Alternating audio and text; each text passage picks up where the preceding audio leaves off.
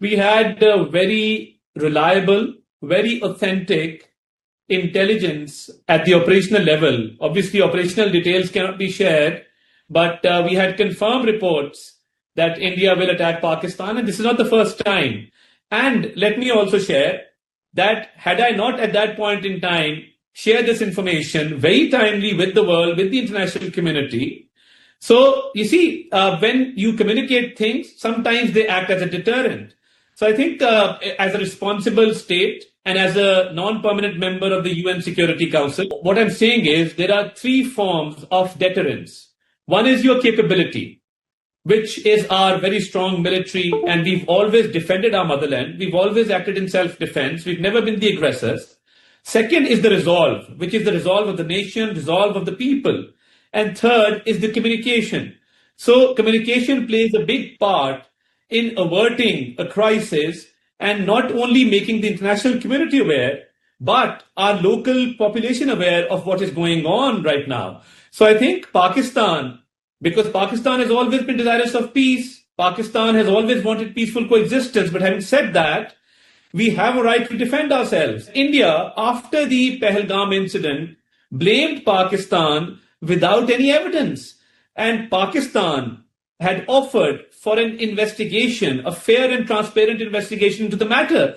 But they kept pointing fingers, and in the past, they've used such incidents to attack Pakistan. So this is not the first time. They've done this before in the past, exploiting such incidents to their advantage. So far, has not been able to pinpoint a single group which was involved.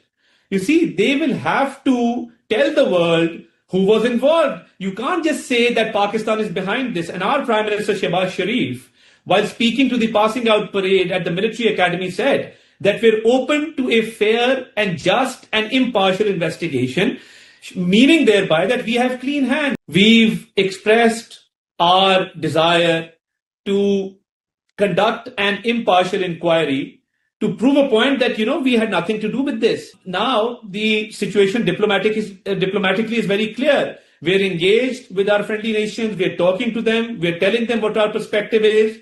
And let's see how the situation unfolds in the near future. But in all this situation, Pakistan is neither the aggressor nor the provocator.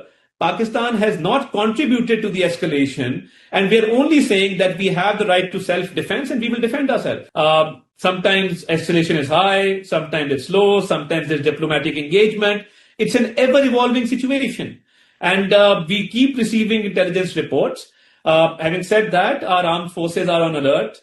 Our armed forces are ready, and we're conducting our exercises. And there are much details of operations which at operational level, which I can't divulge right now. But having said that, our armed forces are on alert and they are always ready to defend their country. Yes, based on the information that we have and the kind of strategies that we have here, the way we are watching developments in India, yes, there is a possibility. And that is why I said that Pakistan is always well prepared to defend, and the armed forces are also ready for self-defense.